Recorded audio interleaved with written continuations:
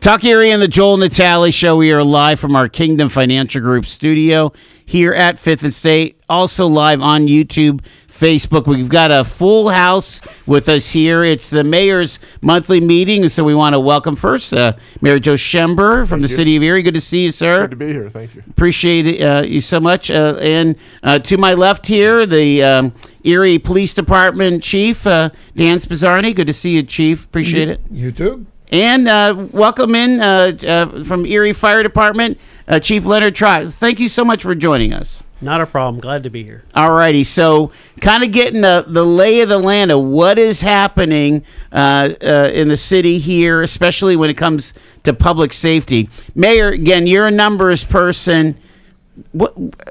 Almost over 50% of our budget is public safety, isn't it? Yes, absolutely. Public safety, absolutely. Well over 50%. And so the citizens make a big investment in making sure that everybody is safe. Correct. Exactly. Yes. Yeah. So let's talk about this major investment at Miller Brothers. Again, we started out with ARP money, right? Isn't that what kind of started the acquisition? Yes. Yeah, that's true. And we've actually budgeted about $30 million for the changes we want to make there, but we broke it into 3 phases, and we've got approved by City Council the first 2 phases already, and the first one will be actually started this year. This is beyond acquisition. Now that's right. Now we're kind of building it out. The first phase includes roof repair, which is already underway with that. So what we've had issued is $20.5 million, or made available to us, and that's for phases 1 and 2 of the 3-phase process. The Erie Fire Department, was the most important. The first thing we got to do is get Erie Fire Department out of Marsh Street Garage, which is actually dangerous for them to work in right now, and get them into a safe place, which we are creating there. There are 4 contracts just avoided after the last council meeting on October 15th. The first is that Nuco Electric is going to do the electrical work, and that's for $84,800. Perry Construction Group is going to do the general contractor work for $1,666,200. Scobell Company Incorporated is going to do the HVAC at a cost of $574,900. And William T. Spader will do the plumbing needed for $577,000. So that's a total of $3,662,900. And that construction will begin this fall. We're really anxious about that. The second phase is for the Emergency Operations Center for both police and fire. And storage, the shooting range, the bomb squad, those sorts of things will be done.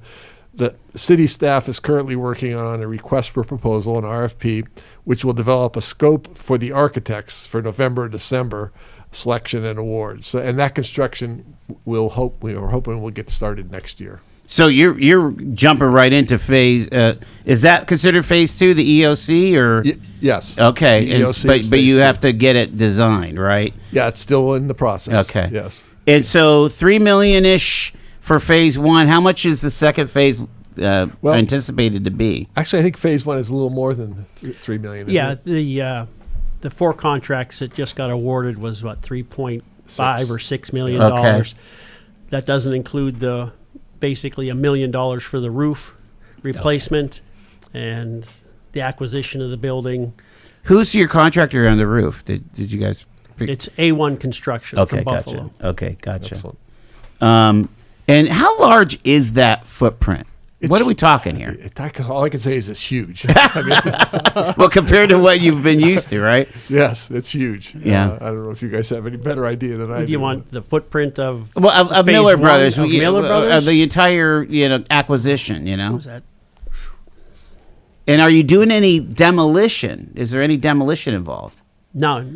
So we're taking the exterior walls and then doing stuff inside, huh? Correct. Okay. Yeah, for the fire department maintenance facility, there will be a new roof and new walls. But the structure is going to remain just as it is. And it was a warehouse, so there's basically nothing in there. So we have to put everything in that we need as far as plumbing and electrical and all that stuff. Yeah, it's shovel ready, yet we've still got to do some shoveling, and so I mean, significant significant investment just to get the basics, the mechanicals in there, right? Yes. And it sounds like you've got a situation at Marsh Street. Can you explain to the audience what's up with that? That building is close to 100 years old, maybe over? The building itself is over 100 years old. It was constructed in the last, I remember, it was a PennDOT garage. And in 1900 and 1930 and all those years, the trucks were not that big. Right now, our trucks barely clear the door, the overhead doors.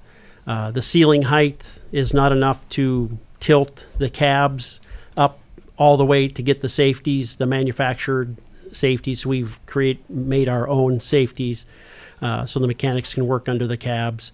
But basically, it has a basement. So we're putting 75,000-pound trucks on top of a basement, and the beams in the basement are cracking. What do you stored your, like, some of your electric vehicles there? You weren't storing fire trucks there, right? It's our maintenance garage. So you were fixing? Yes. You were changing tires and brakes at that garage. Anything and everything that the fire department equipment needs gets fixed there.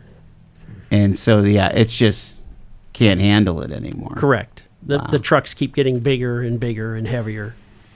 Same thing for police. Right now, when you're doing when you break jobs and suspensions and stuff, where's that happening? In the basement of City Hall? No, that's at the municipal garage on 19th and French. But we were storing some of our larger equipment outside. RVs, and we're just running out of room to put stuff. And in an emergency, we can't spend an hour heating the vehicle, getting the ice and snow off of it. Some of the equipment, that ice on the roof was actually causing damage to the vehicles. So it's important for, life-saving equipment to be ready on a moment's notice. We don't leave our fire trucks outside at all. Never. They need to be inside. And, we've been very fortunate over the past 8 years that we've acquired some newer equipment, some equipment we didn't have before, and we're prepared for anything except to keep it in the fleet for a long time. So right. The storage up there is phenomenal for us. That's amazing.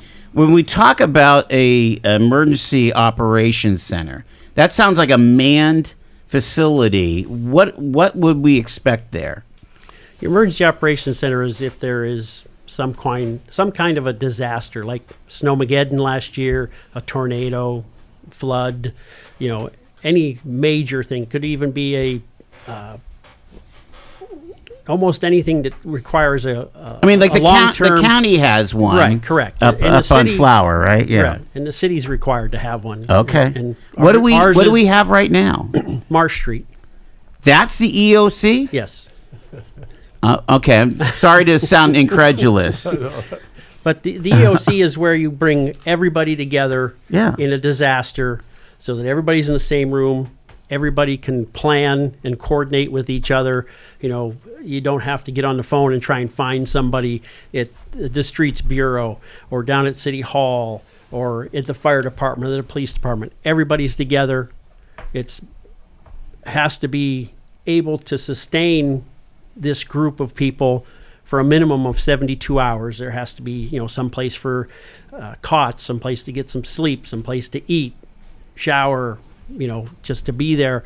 It could be a storage facility if there was a tornado that tore up half the city and we brought in truckloads of cases of water and meals and all that stuff. It's for a disaster. It has to be ready to go. It's not manned 24/7 or anything like that. And we can use it for other things, but it has to be capable of being used with redundant, like internet, phone service, everything you need to be able to communicate with the public and your suppliers and the people out there on the street trying to do the job. Does the building need to be firmed up or extra build out for something like that? I mean, like to withstand winds or whatever, Yeah. So you're going to put like a pretty beefy roof on there, I would think. Yeah, I mean, it needs repaired. The building needs repairs. The EOC will get a little bit of what they call hardening. Okay, that's the word I was looking for. Yeah. It doesn't have to be hardened to the point like the 911 center. I don't know if you were. That's kind of like a bunker, right? Yes. The 911 center. Yeah, they have the dirt mounds outside. Yes. They have a double roof. They have a lot of hardening there. We won't require that, but it will require some hardening. Do you anticipate having platoons of officers at Miller Brothers? I mean, would there be any call for that? Our day-to-day policing work will remain at City Hall. Yeah. Detectives will be working out of City Hall. The patrol officers, the normal patrols will. What we're using Miller Brothers for is special operations. Okay. So SWAT team, bomb squad. We're even looking at putting potentially a PAL location there. To us, Miller Brothers is the center of the city. So our training unit will be up there. We'll have much more room. Right now, whatever phase of training they do, they've got to pull things out of a closet and set up a room and put everything else away. Up at Miller Brothers, we'll be able to do training, and not just 12 people at a time. If you have 200 people to go through training, it takes weeks to get through. If we can double that or triple that size room for training, we can save our trainers a lot of time. It's just we never had that kind of space to do these things that we're about to do. It's going to be incredible advancement for the city. Mayor, you got to think that this is quite kind of a legacy that you're leaving, this acquisition and this project, right? I mean, yeah, I would say it's one of the legacies we Yeah. are leaving. Yes. Yes. Really, really remarkable. I'm going to take our first break here. We're talking to the police and the fire chief and the mayor of the city of Erie. It's 419. Talk Erie and the Joel Natale Show.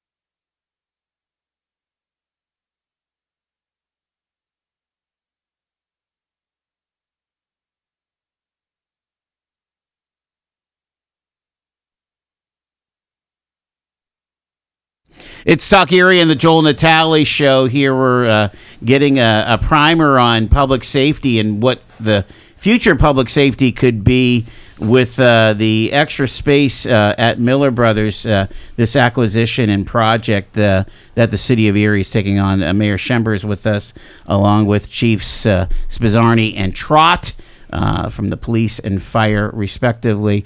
Alrighty, we talked about the emergency operations center, where we can store some things, and really being a center of training in that space.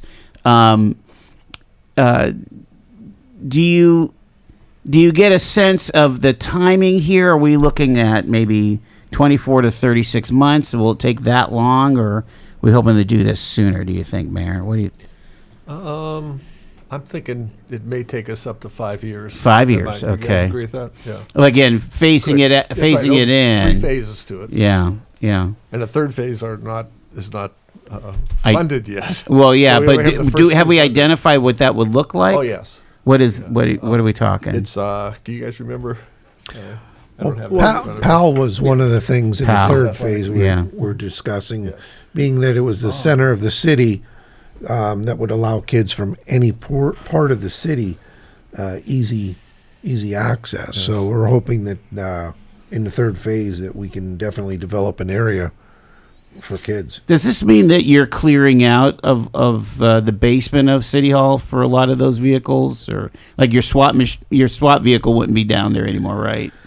There's only a few vehicles in the basement of City Hall right now Okay. that would move up there. Some of these are stored up at the streets department, at the city garage. They're in various locations, so we'll bring them all together under one roof where we'll have all our equipment ready. And Chief Trott, you're looking at this as a maintenance facility here. You wouldn't be rolling anything out of Miller Brothers, right?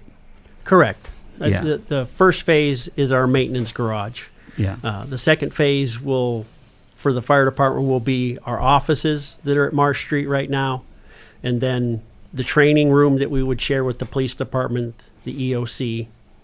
Yeah. It's pretty remarkable, and I would think that there would be federal grants and other places to tap in for. Absolutely. For that Yes. third phase to get. We always to get do a lot of that. We've done well over $100 million in the first 7 years. Haven't heard anything new about it. I know there's other stuff we've done this year, but Right. I haven't heard those numbers or. Well, I'm thinking about even like you had that special Eagle grant. What was it for the enhanced enforcement down in the center city? What was it? Oh, the burn grant. The burn grant. Yeah. Well, that one won't apply to the Miller Brothers, but I believe The appropriations. I think they've done about 5 million in applications right now for Miller Brothers through the roof, the stuff that we're trying to get through the EOC, through the federal government. Okay. The congressional appropriations is what we've been going after. And I think last I was told about $5 million has been applied for. This is through Mike Kelly or through the senators or Through all of our federal guys. Yeah. all our Congress people. Yeah. Obviously, the problem is with the budgets, everything shut down right now. That there's no progress being made. So hopefully they break it soon, and they'll start going through these applications, and hopefully we get awarded close to $5 million to help with this project.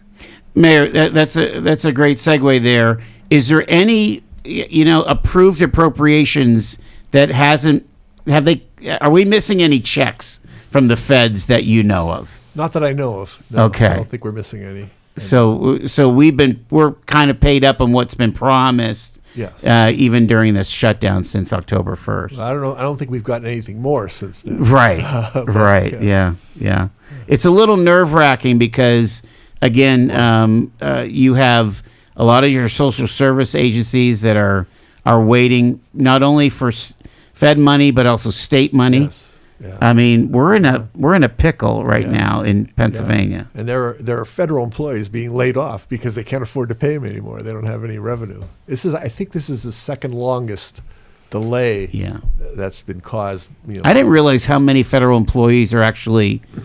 I mean, the United States government is one of the top employers in Erie County. Yeah. It's You're in right. I think Governor Shapiro referred to that.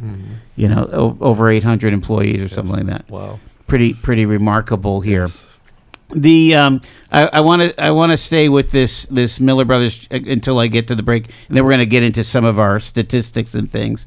The when you're in this kind of environment where there's a lot of change, when it comes to equipment and capital investments, how do you keep that going? Like, for example, how do you keep buying police cars on the regular rotation? How is that from just the normal budget, or are those generally funded by grant money? Or In the past, the cities used capital money for it. They've taken out bonds, which to buy cars? many years ago, yes, there were cars, detective cars, that our first batch of Ford Tauruses lasted about 10 years on a 20-year bond. Right now, we've got some detective vehicles that were purchased on a 20-year bond, and they were about 15 years ago, I think it was. And we're going to make them work for another, we're stretching those to make sure that we're getting 20 years out of them. But, Wow. We've got a great mechanic group up at, the city garage that help keep them going. But lately, the last few years, we've been using capital money out of the city fund. So we've been paying for our cars through capital rather than putting them on bonds, which is a multi-year. We've been actually doing quite good with it. And a couple of years ago, we started some of our vehicles are on a government lease program, Okay. which is basically you spread that cost of the vehicle out for 5 years, and after the 5th year, the city owns it.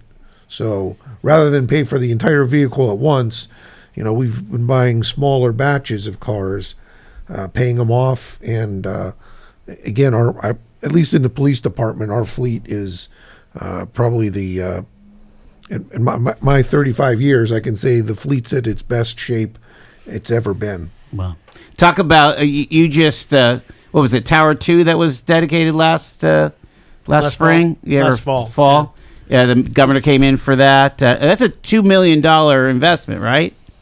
Correct. We ordered that at the beginning of COVID, so it was 1.7 million. Today, it would be over 2.5 million because everything has skyrocketed since COVID. Yeah, there's some kind of a narrative that is like a worst kept secret that the consolidation of these manufacturers has caused the price of fire engines and trucks to go sky high. Like, Well, there's no competition, basically. I still think there's a fair amount of competition. There isn't as much as there used to be, but the price of materials has gone up, and the wait time, the backlog of fire trucks to build.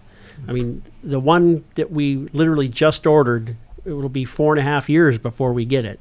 Oh my gosh! So What's another tower or an engine? What is it? A rescue pumper. A rescue pumper. Yeah. I've got to go to my bottom of the hour news break here. We're talking to the chiefs and the mayor. It's Talk Erie.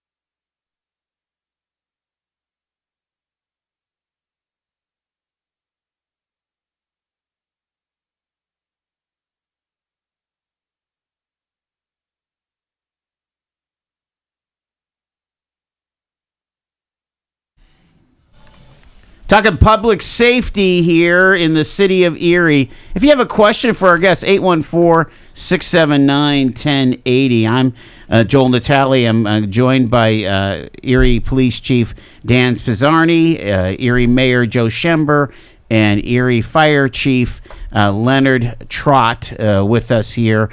I want to pivot, and let's go to Chief Spizarny here. Talk about some of the latest statistics and things, Chief. I know that you kind of keep on all of that, and summer is kind of a time where sometimes crime goes up, right? But what's been our lived experience here in Erie? Well, the good news is that our major crime, violent crime, is down. Continues to go down. We've talked about this before. 2016. 72 people were shot. Only 52 weeks of the year, which means almost 1.5 people were being shot per week. Wow. So every week, that's all you heard on the news was there was a new shooting, there was an arrest, there was a trial. Right now, we are the end of the third quarter, we're sitting on 10 people being shot. The whole year? The whole year. Wow. 10 people so far. 72 just To back 10. in 20, Wow. Less than 10 years ago. So over the years, we've been doing great. Just in the last few years, from 56 to 41. Last year, we had 13. This year, we were at 10. Even the number of shots fired over the last 4 years, from 213 to 146 to 80 to 56 reports of shots fired. Homicides, we're hanging at number 5. We've been finishing years in the double digits lately, 10 to 12. We're only at 5 at the third quarter of the year. Those numbers, are just phenomenal for us. At the moment, we have the past 4 years, every homicide's been solved. Wow. 32 people over 4 years were killed. Every one of those cases is solved. And, when you take it even further out, the whole last 8 years, we had a total of 71 homicides, 65 solved, 91% cleared. And, that's way, way above national averages. And we're very Well, what do you proud. attest to that? I mean, is it investments in the criminal investigation department? There's more detectives doing that work now. It's our focus. Violent crime and drug work, they go side by side. They're the worst of the worst. If we can get them off the street, it trickles down the safety of everybody else. So we've made that our focus. Was there a pivot when the FBI did that massive bust? What was that now? Close to 2 years ago, right? Going on almost 3 now. Is that right? That Did that investigation- make an impact? It made a huge impact, especially that one with the 58 arrests. Yeah. 20 some of them were from one gang in the city. They were charged under RICO, and that took a lot of your top tier drug dealers off the streets. And that had to take a lot of coordination from your CI, your detectives and DEA, FBI, all the alphabet soup, right? Coming Right. together. Right. We've been working with the Eagle Task Force, our federal task force here in the Erie area. And, we may have had, 2, 3, 4 detectives at any one time assisting with that. Well, we made the decision a couple years ago to say, hey, we're all in. We're going to give you 3 or 4 full-time. And in addition, we're going to have almost 20 part-time guys. So we went all in, and over the last couple of years, there's been well over 100 people indicted through the federal system. Wow. That's remarkable. I mean, because the whole point is is that people should feel safe in their neighborhoods. You know, so if there's gangbangers or drug dealers down the street, you want there to be some kind of consequence. Right. You know, a lot of people, it's, they remember, there was a shooting on this corner. Yeah, when was it? Oh, 10 years ago. It's the perception's kind of hard to get past people, but that's why we come out and we keep telling you these numbers. 100%, every single homicide solved for 4 years, 32 cases cleared. I think the shots fired a year or two ago, we had almost 90%, 95% of those solved. So we're taking those bad people off the street. And I think there are a lot of people out there that realize their neighborhood's safer. Obviously, you're not seeing as much on the news about it. Talk about the technology that you use for this Shot Spotter. Is that still in force here? Are we able to keep that going? Well, our contract is up with them, but we've told them that we're trying to apply for another grant. Obviously, with the government shutdown, they've been very good with us. In the process of them putting it here and us using it, we stayed in contact with them a lot. We told them when there was an issue, we gave them some advice as to what would make the system better. Yeah. And they were appreciative of all the work we did with them. So what they've done is they've offered to continue it at least till the end of the year. Okay.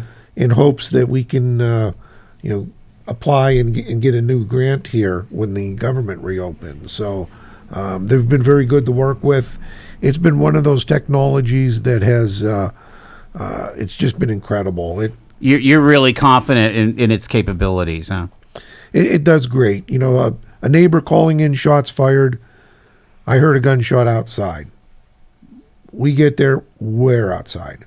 This is a device that now lets us pinpoint exactly where that gun was fired.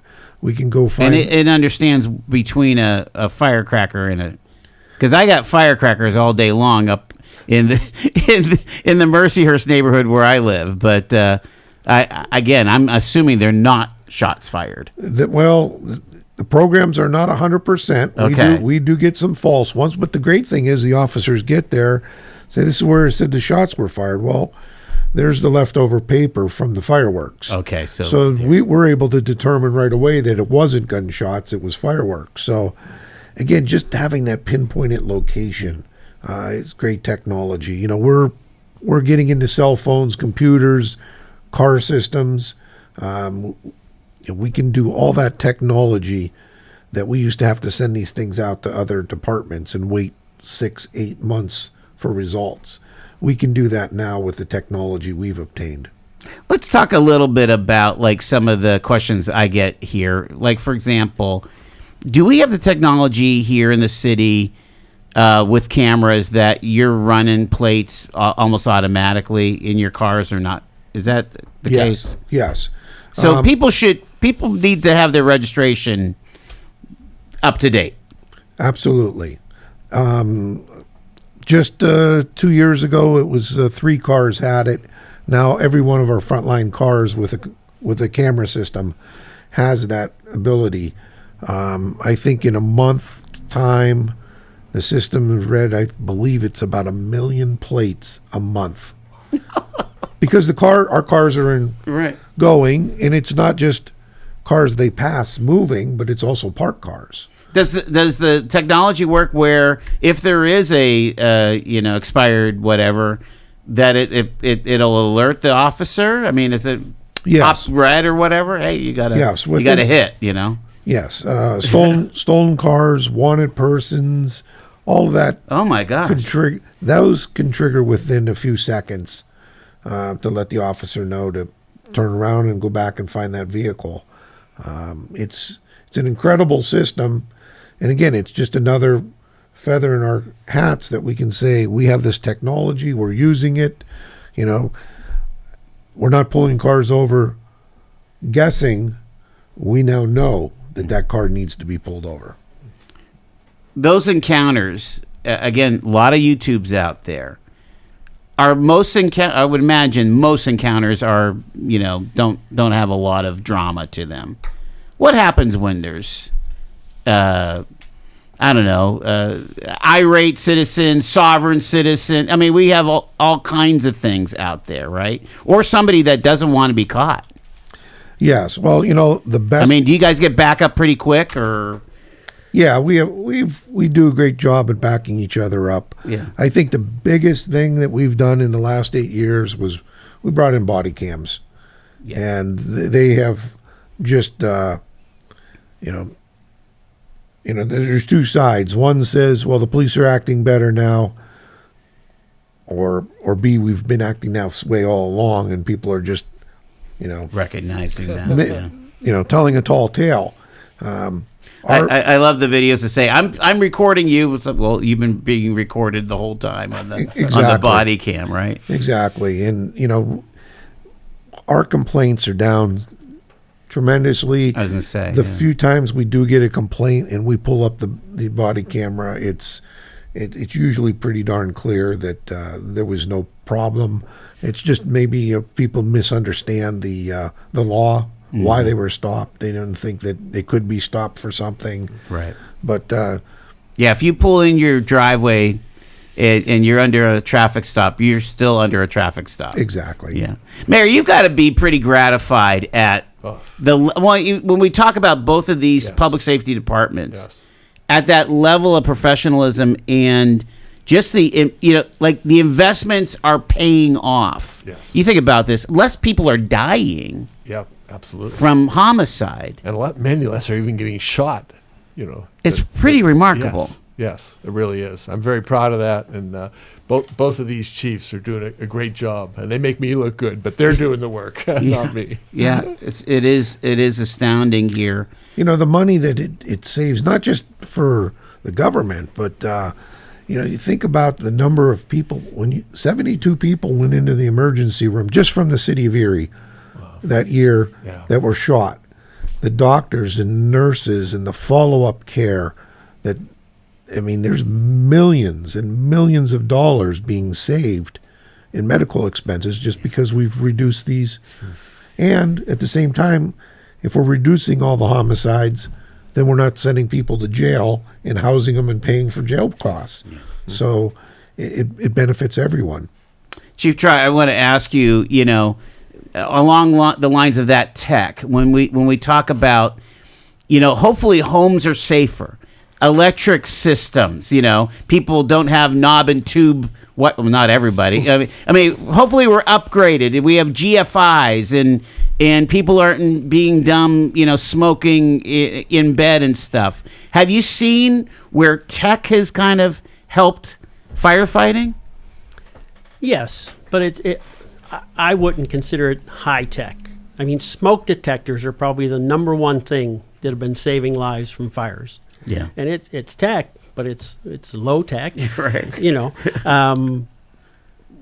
We still have tech, upgrades, the iPads in the trucks and different things for communications and stuff like that. And our personal protective equipment is getting better, but water is low tech to put out a fire. But you're correct, knob and tube wiring, GFI outlets.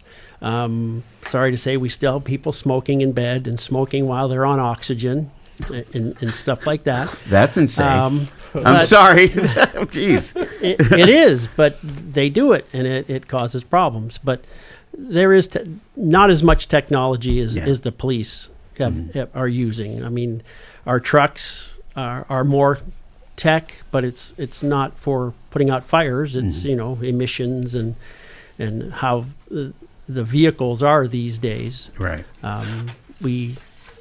I think we just do a great job of our mechanics do a great job of keeping our trucks on the road, and our guys are committed to their jobs. We're an aggressive fire department. We make our times. There are kind of like standards, and we beat our times. We get there and we take care of the problem no matter what it is. Let's talk about some of the things that have made headlines, where people are talking about. And probably maybe the biggest one is the children, creating havoc for the movies in Perry Square during the summer. Is this a parental issue that we're dealing with here, where 200 kids, they find a place that they could frolic and drive the police crazy, or what? It's great intentions by the downtown partnership to activate Perry Square and have different events like that. Unfortunately, these younger kids, teenagers, they look for somewhere to go and congregate. And, I heard so-and-so's going down to, they're taking their brother or sister to the movie. Let's go down there and hang out. And lack of supervision. Yeah, it comes down to, parents are thinking, oh, they're going downtown. They've got an event going on. There'll be people there. They're not expecting to have, 200, 300 kids there. And then when they start, it starts as maybe playing around, or, maybe somebody sees somebody they don't like. Now all of a sudden, they start pushing the envelope. And that's why when we have large events, Celebrate Erie and, all these festivals and that's why you see a bigger... police presence, sure. A bigger security presence. Yeah. We need to. Yeah. You want to have nice things, right? And so, but it sounds like we're having, and it's the day and age that we live in. I think about the water barriers for anything anymore, right? Because we've seen nationwide these vehicle attacks at parades and the like, and it gives you the shivers. But this is the time. This is that proactive approach, right? Exactly. To protection. Exactly. We don't want to wait until it happens here. We want to prevent it from happening here. All the improvements, the first aid kits that we carry in police cars, we never had. We used to have a shotgun, but no rifles. And what we've learned by watching other communities is when a tragedy happens, they weren't prepared. These are the things that are happening, and we're not just talking one or two times. How many times have we seen people run over at major events, whether it's a large planned event or just a group of people that happen to gather? But these safety lessons we're learning in other communities, we need to apply it here now to keep us from becoming the next headline.